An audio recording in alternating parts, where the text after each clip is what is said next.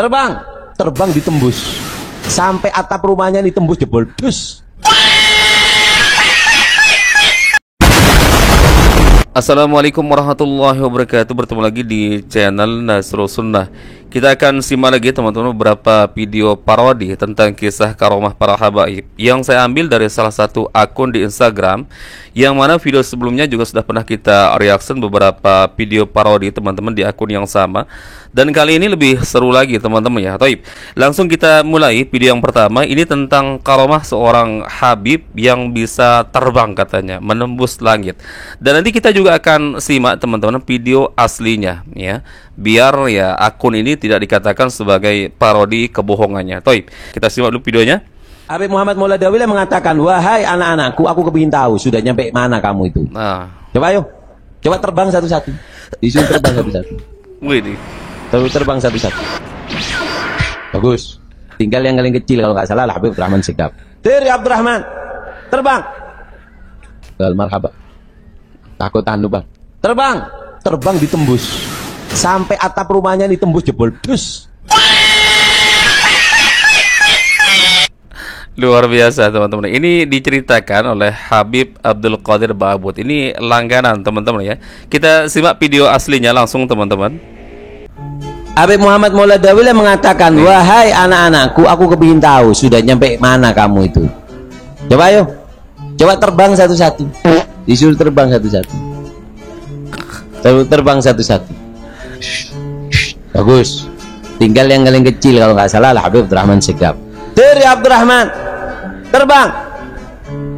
Gal marhaba. Takut anu bang. Terbang, terbang ditembus sampai atap rumahnya ditembus jebol dus. Kemudian kata Habib Muhammad Mauladawi, ngerusak gitu. Turun. Tapi juga nggak ngomong rusak, enggak, tambahan dari saya. Dus ditembus, kemudian turun, cukup, yuk, ngerusak atap kamu ini. Kemudian kata Habib Abdurrahman Segaf, demi Allah, kalau aku nggak dipanggil sama abahku, langit itu aku tembus. Ini langganan kalau Abdul Qadir Ba'abud ini teman-teman ya. Kalian sudah tahu lah berapa banyak kisah-kisah khurafat yang dia sampaikan. Ya dari konsep karomah yang dia ceritakan saja ini sudah ketahuan bohongnya. Karomah kok bisa diuji coba, bisa dites teman-teman ya. Emangnya sulap ya, emangnya atraksi sirkus ya. Coba kita simak video yang kedua teman-teman. Ini yang ya viral banget videonya, tentang kisah si Maman tukang kacang ya, yang dijamin surga oleh seorang habib gara-gara sering ngasih kacang gratisan teman-teman. Nanti kalau lu ditanya oleh malaikat Munkar Nakir, lu kasih aja surat ini dari gua ya, lu akan masuk surga tanpa hisab katanya. Coba kita simak video parodinya. Datang man, lo dagang? Iya beb. Bungkus semuanya man, bawa ke rumah. Iya beb, dibungkus semuanya, nggak komplain. Lihat didikan Habib Salim Jindan. Itu hampir setiap malam. Jadi baru buka, nggak jadi buka, tutup lagi. Orang habis diborong sama Habib Salim, diminta. Hingga akhirnya apa yang terjadi? Gak lama Maman meninggal. Habib Salim Jindan dikabarin sama muridnya, beb, Maman meninggal. Innalillahi. Sian tuh orang baik, kata Habib Salim. Sekarang lagi diapain jenazahnya? Lagi pengen dibungkus beb. Ya udah, nanti kalau pengen dibungkus mukanya jangan ditutup dulu. Tungguin gue datang. Datang Habib Salim Jindan, ngeliat tuh jenazah tuh, pengen dibungkus, pengen ditutup kan kafannya. Beliau ambil kertas kecil, kertas kotak kecil. Beliau tulis, ada yang ditulis sama beliau, ditaruh di bawah kepalanya si jenazah. Deh, tutup. Nanti kalau malaikat Munkar Nakir datang nanya pertanyaan kubur, jangan lo jawab man. Lo kasih surat dari gue, lo masuk surga tanpa hisab. Dijamin sama Habib Salim.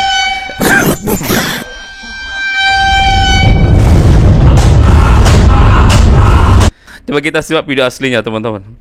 Ada muridnya Habib Salim Jindan namanya Abdurrahman. Nih Bang Maman, kalau kita panggil Bang Maman. Bang Maman ini sholatnya berantakan. Bang Maman ini maksiatnya luar biasa, tapi cinta banget sama Habib Salim Jindan. Cinta banget. Sampai-sampai beliau itu kalau dia jualan ubi rebus, kacang rebus tengah malam tuh pakai gerobak, jualan dia. Mangkal, jualan makanan-makanan. Itu kadang-kadang Habib Salim Jindan hampir setiap malam ngegodain dia. Datang man, lo dagang? Iya beb. Bungkus semuanya man, bawa ke rumah. Iya beb. Dibungkus semuanya, gak komplain. Kadang orang zaman sekarang ada bilang penglaris. Jadi kalau habis buka belum ada yang beli, Pak Mali mau ngasih gratis. Katanya kena sial. Itu mitos. Lihat didikan Habib Salim Jindan. Man baru buka lo man. Iya beb. Bungkus semua, bawa ke rumah. Bukan hanya dibungkus, dianterin ke rumah Habib Salim Jindan. Itu hampir setiap malam. Jadi baru buka nggak jadi buka, tutup lagi. Orang habis diborong sama Habib Salim, diminta. Itu hampir setiap malam. Hingga akhirnya apa yang terjadi? Gak lama Maman meninggal. Habib Salim Jindan dikabarin sama muridnya, Beb, Maman meninggal. Innalillahi, Sianto orang baik, kata Habib Salim.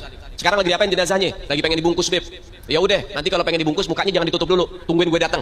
Ini bahasa Betawi nih. Datang Habib Salim Jindan, ngeliat tuh jenazah tuh, pengen dibungkus, pengen ditutup kain kafannya. Beliau ambil kertas kecil, kertas kotak kecil, beliau tulis. Ada yang ditulis sama beliau, ditaruh di bawah kepalanya si jenazah. Deh, ditutup. Sebelum ditutup, habis beliau tulis, ditaruh tuh kertas, beliau bilang, Man, gue tahu, lo ibadahnya berantakan, tapi lo cinta sama dzurriyyat Nabi Muhammad, ikhlas dari dalam hati. Nanti kalau malaikat munkar nakir datang nanya pertanyaan kubur, jangan lo jawab, Man, kasih surat dari gue, lo masuk surga. Bisa. Dijamin sama Habib Salim. Modal cinta Habib bisa dijamin masuk surga, teman-teman ya.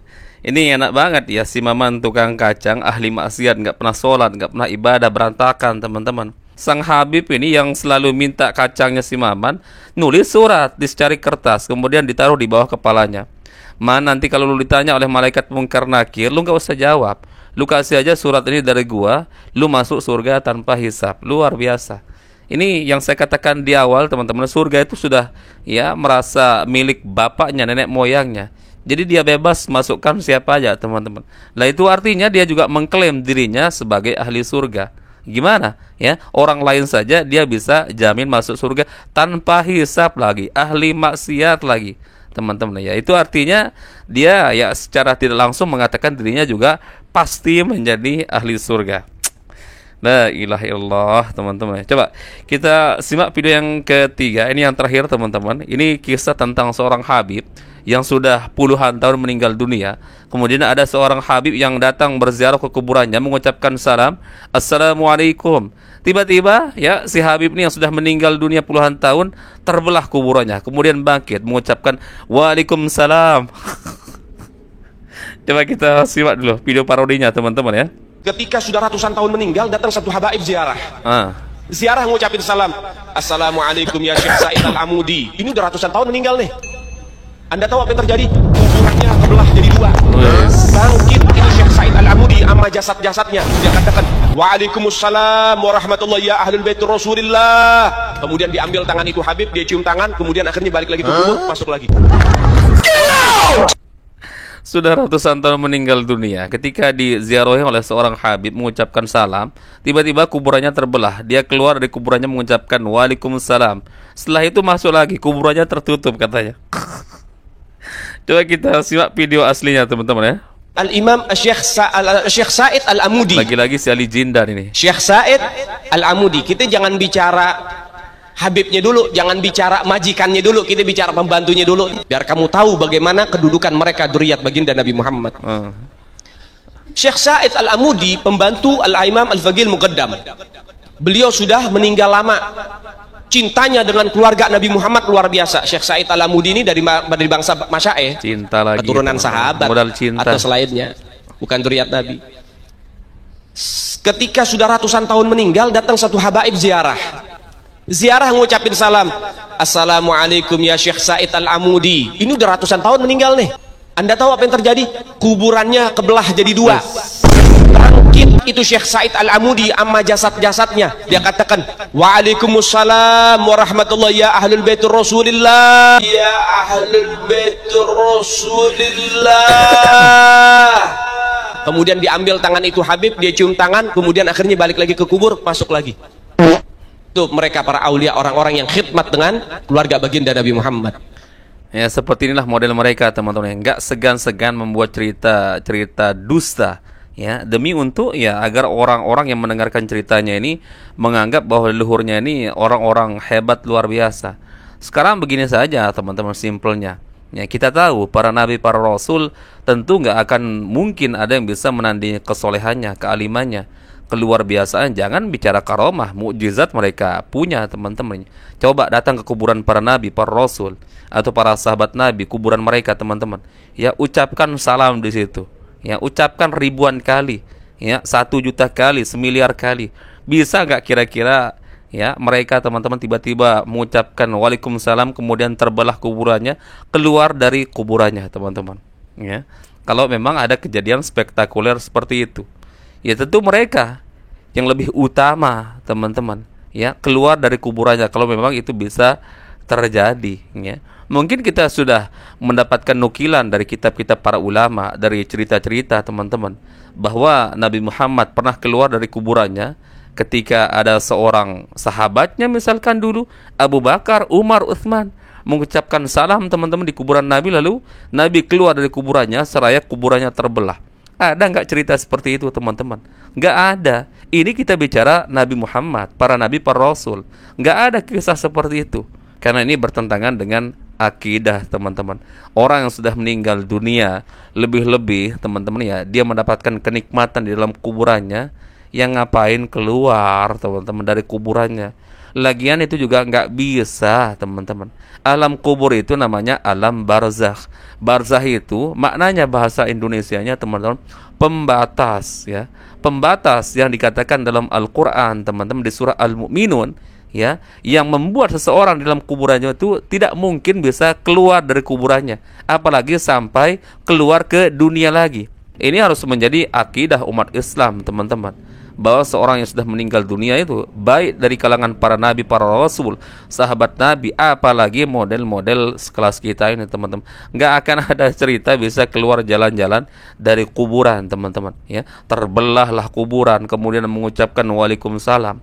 Ya, tapi dari kalangan mereka para habib-habib ini, ya banyak sekali cerita-cerita yang model seperti ini. Seperti Pak Habib Jindan juga teman-teman pernah bercerita, ada seorang Syekh Ahmad Ar-Rifai katanya, ya, kemudian berziarah ke makam Nabi Muhammad.